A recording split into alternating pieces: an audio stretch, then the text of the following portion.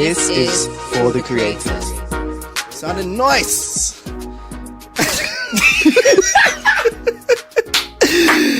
Are you recording? Okay, cool. So yeah, this is a bonus episode with Sean Sagar. Hope you enjoyed the episode that just dropped on Monday. This is only going to be a quick one, and this is something different. As you know, we do a spotlight episode every week. We thought we'd do something a tiny bit different this week, because we have Sean here, and he's just watched the premiere of the new season of Our Girl. Yeah. How's it feeling? Yeah, crazy, mad. It was fun. I have to say I was nervous because I couldn't remember what we filmed. So obviously when it come out on TV, I was like, I didn't know what to expect. But from the feedback I've got so far and from watching it, I'm over the moon, man, and looking forward to everyone tuning in to the rest of them and then seeing where the story goes. Yeah. How many episodes are there? 8 episodes. So it's 8 weeks. Yeah, 8 weeks of just straight Our Girl madness. But yeah, it was different because the last ones was 4 episodes. So we was originally meant to do, when we filmed it, was 3 seasons of a set of 4. And they then turned around and was like, look, we're just going to do 8 episodes and push the whole thing out, which I think was the best idea. And I'm just hoping everyone tunes in and enjoys it. I think people have more of a chance to tune in because it's for 8 weeks. You get more of a chance to. And also, it's on a good day, like a Tuesday, and no one's really doing anything. Do you know what I mean? Yeah, You're not out raving. It's a good slot. 9 o'clock, you're at home. Do you know what I mean? But yeah, I would say, yeah, it's good timing. It's good timing. I'm looking forward to it. Good. Still a bit like, whoa, okay, that's Yeah, okay. no, that's what I'm saying. It must be mad because you were away for how long doing this? 7.5 months, 8 months it came up to. We was away for, and when you film it, you kind of, once you're done, you kind of just forget about it and move on and jump onto other projects. And then when it then comes up, it just comes out of nowhere. And you're like, whoa, I can't believe we was doing that a year ago. Yeah. And then to see it all finished is surreal. And obviously I got the blessings to watch it with family and friends. So yeah, man, I couldn't think of a better way to watch it. So yeah, that's crazy. Yeah. That's crazy. Do you think there's like a possibility for like a expansion of what Monk does as a character, or?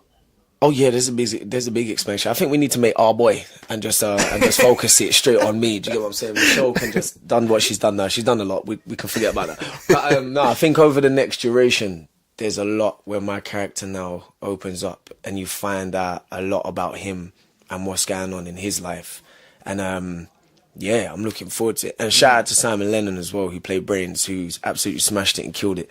But yeah, I'm looking forward to my bits now, and we'll see where it goes from there. Interesting. What was it like doing the training for the like being in the army gear, in the heat, and all of that? Oh, it was a nightmare, bro. Oh my god, it was mad. Like, I've never sweated like that before in my life. I don't sweat. And the first day we landed in Malaysia, which was where we filmed most of this, the heat was just next level. And I remember all of us just looking at each other going, I can't do this for 4 months. I'm not going to be able to do this. Yeah, bro, 4 months in that heat. And we did it.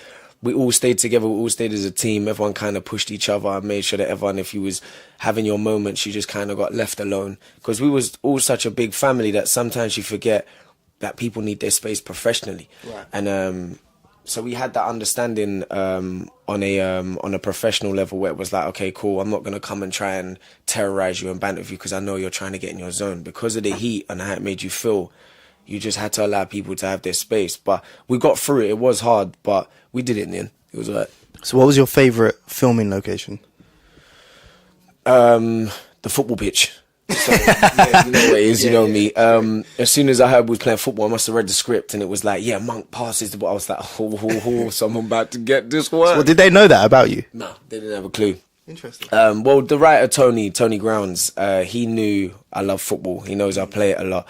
But I don't think he knew the extent of how much I enjoy it. So when I got to do that, it was like, I got to do like what I spoke to you about before, about your passion and football, is that I now managed to play football in something where my career changed and my passion changed, and I got to do both of them in one. Yeah. That was surreal. It's the first time I've ever done it. That's so crazy. yeah, no, it was nice. It was nice. Good celebration as well. Come on now, you crazy, the bomb.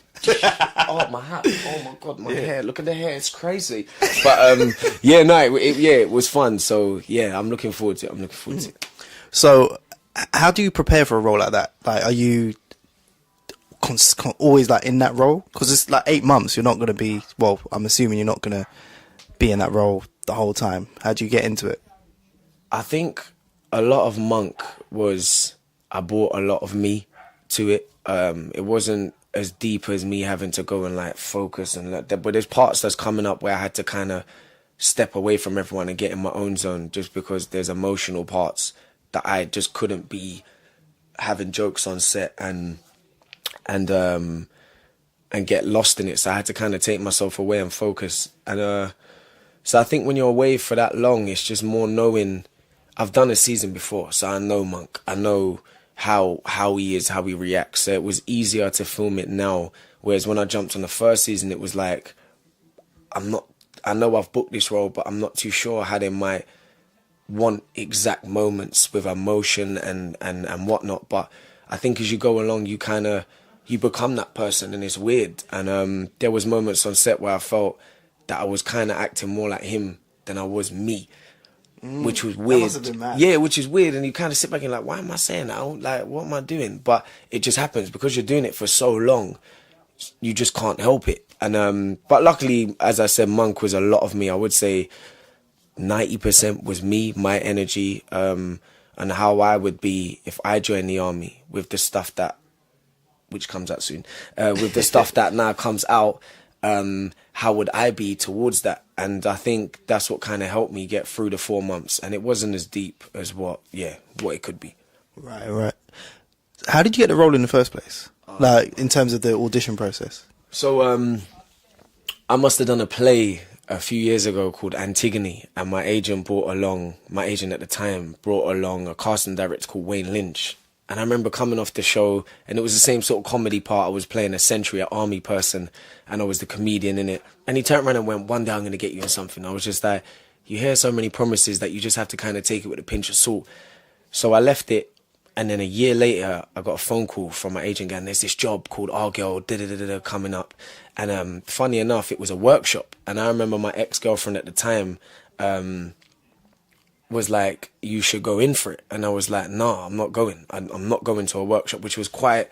What is a workshop? So basically a workshop is where they hold an audition. It's an open audition where they call in a bunch of actors. They kind of stick a number on you. You all go in and you do your thing. And it's basically like a bunch of actors trying to outshine each other. Right. I'm not really that sort of person. So in that environment anyway, like I like to like be loud and have fun, but in that environment it's kind of, it's off-putting and it's scary and it's nerve-wracking. And kind of like X Factor, but for actors. Literally, but like the start period, so you know everyone's trying to sing over each other. It was like that. And I remember we sat in the audition and they asked me, it was just a one-on-one, and they said, okay, so why did you join the army? Like, what have you been up to? And I started talking about work I've done previously. So I was like, yeah, just finished Antigone and blah blah blah blah blah. And halfway as I was talking, I went, oh my God, they mean the character. So I just switched it up quickly, started talking. I remember the casting director looking at me like, okay, which is Julia Crampsey at BBC, looking at me like, and I was like, oh my God, I've absolutely ruined this. So I carried on. Then we did a group audition where there was 2 other actors sat next to me. Julia Crampsey was reading a part of Elvis played by Luca Pasqualino. And they turned around and were like, so she was like, there's this mission, your captain's girlfriend's been taken. Do you think it's a great idea for him to be on this mission? So I was like, okay, cool. So she went, action. Boom! These 2 are just firing away questions. I'm sat in the middle like, right. Okay. So I just said one thing. I said, Captain, do you think this is a good idea? You going in for this? And he went, who are you to question me? And I went, didn't say another word. Did not say another word in that whole audition. And I remember coming out and calling my ex-girlfriend. I was like, that was the worst thing I've ever done. She went, no, babe, it's all right. And I was like, no, I'm not doing it again. About a week and a half later, I got a phone call from my agent going, they want to offer you the role. I said, for what? She said, for OurGirl. I said, nah, I think did they want me to come back in to re-audition? She went, no, they want to offer you. I said, yeah, I hear that, but did they want me to re-audition? And she went, Sean, do you know what offer means? And I went, yeah, I know. And I went, but I'm being honest, I just don't think what I did was strong enough. And she went, well, they want to offer you it. So you're flying to here. And it was funny enough, I was having a conversation with my best friend Jamie a week before. And I said, I would love to travel for work. Like, I would just love to. And again, like what we've spoken about in the past is subliminally I put that energy out there, and it happened. And I'm not saying now I'm putting it out there for everything and it's gonna happen, but it just shows what you really want deep down. It can happen, just depending on how you go on about it. It's not, if you're too hungry, you're gonna attract the wrong energy. It's not gonna happen. If you know what you want and it's in your head and you kind of move towards it, then it will happen. And I remember getting a phone call and I called my mum and I was like, Mum, I booked this wrong going to South Africa. She was like, oh my God, you're leaving me. And I was like, yeah, come on now, I'm gone, off, see you later. And then, but yeah, that was the whole process. It was the weirdest audition I've had in my life. That's crazy. And like you said, you didn't go with that kind of desperation energy. Even when you're the character and you just acted naturally. Yeah. And that sounds like that's what swung it. I think that's what did do it, was just me being me at the time and being like, it's so weird. Like, my friend who I usually do auditions with is like, we go into these meetings wanting the job, but really we're just creators. And it's like any painter, any artist, any musician, you get given something as a canvas and it's up to you for what you put on it and you present. And I used to go in again, I need this job, I want this job, but not going, nah, let me just go in there and show them what I can do and leave it. Like, that's it, it's done. When you leave that room, whatever happens after that's nothing to do with you.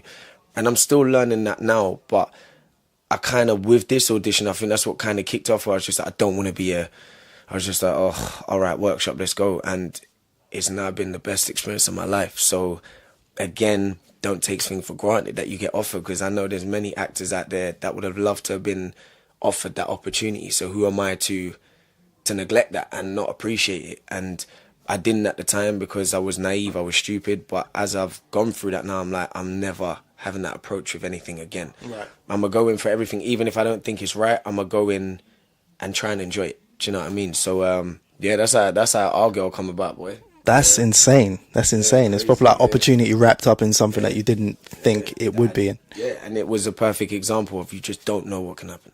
You do not know what can happen unless you go and try. And I have to give her a shout out because she's the reason I'm here. Charlotte, my ex, she's the reason why. And obviously, do you get me? You've met Charlotte before. Yeah. She's the reason why I'm now in this position. That's insane. Crazy. And so I always sit there and kind of, I'm like, Ralph, she never told me go, I wouldn't be here. So again, taking some advice from people, but at the same time, just going with your own energy and your own, and how you're feeling at the time is how it's meant to be. Yeah. So just well, you would have known that deep in your heart, like, I'm gonna go do this. Why not?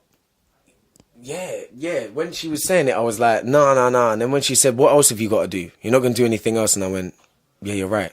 I might as well just go. And it was that when it then became me and was like, okay, cool, let's go and do this. So initially, sometimes it's like anything. Like, a fire doesn't start from nothing. It needs something to ignite it. So once that gets ignited, it's then for it to burn and you to carry it on.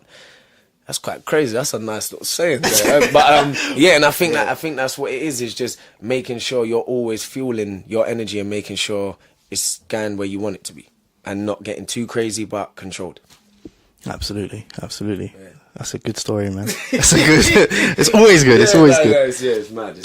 But yeah, I'm just grateful, and I appreciate everyone that shows the love for it. I appreciate you guys doing this with me, and I'm just looking forward to everyone seeing the rest of it, man. Definitely. Yeah. It must have been mad being like watching the TV and then knowing everything that you've been through to kind of then see yourself. Yeah, bro. It. No one really knows how it feels in my head. And sometimes it's kind of, I ain't gonna get emotional now, but no one really knows. Like, I went through things in my life where I never thought I would become anything. And to now watch and see that, it's more an achievement for myself. I don't really care about anyone that told me I couldn't do it, because over the years I just kind of learned I'm not gonna listen to any of you. And to sit there now and watch my mum get excited, my dad, my cousins, my little sister, my best friends, that's what it means. Don't get me wrong, I love everyone else that shows the love, but when it comes down to it, with anything all of us do, all that matters is the foundation I just said. And all the rest of it is a bonus. And it's also a beautiful thing to see that people appreciate something you've done. When coming from me, I haven't really had that my whole life, do you know what I mean? So it was like, it meant a lot to me. But yeah, man, just watching it, even now it's making me feel mad, but just watching it. Well, it should, though, because that means you appreciate the moment. Yeah, 100%. And for me, it's just that, and it's just a job, but everyone should be proud of whatever they do, no matter what it is. Wherever you work, just be proud of what you do if you do it to the best you can. And that's all that really matters, is that self-satisfaction, is how you feel and how it makes you feel. Like what I said when we had the interview before, is that whatever makes you happy, that's all that matters. And the people that are around you, if they support that, then that's a beautiful thing. And so yeah, man, it is surreal watching it. At times it's cringy because I'm like, oh God, I wish I played that different. But at the same time, I'm like, I can't believe I'm sat in my house watching my weird face on TV. So it's just like, huh. But yeah, man, yeah, I'm grateful and I'm happy. That's amazing, man. That's really, really good. I think that would be a good place to wrap. Yeah, man. So it's out every Tuesday at 9? Every Tuesday at 9 p.m. Just stay tuned, man. Monk's character gets emotional. It gets emotional. Yeah, it gets interesting. Gets interesting. Cool. So yeah, keep your eyes peeled. Keep your eyes peeled. Cool. So yeah, BBC One, Tuesday at 9. Yeah, Tuesday at 9. Follow Sean at official Sean Sagar. Official Sean Sagar. I didn't create that. Someone asked me to create it. Official. Come on now. But yeah, at official Sean Sagar for Instagram, and then Sean Sagar for Twitter. Sweet. Cool. Cool. Cool. Let's do this. Cheers, guys.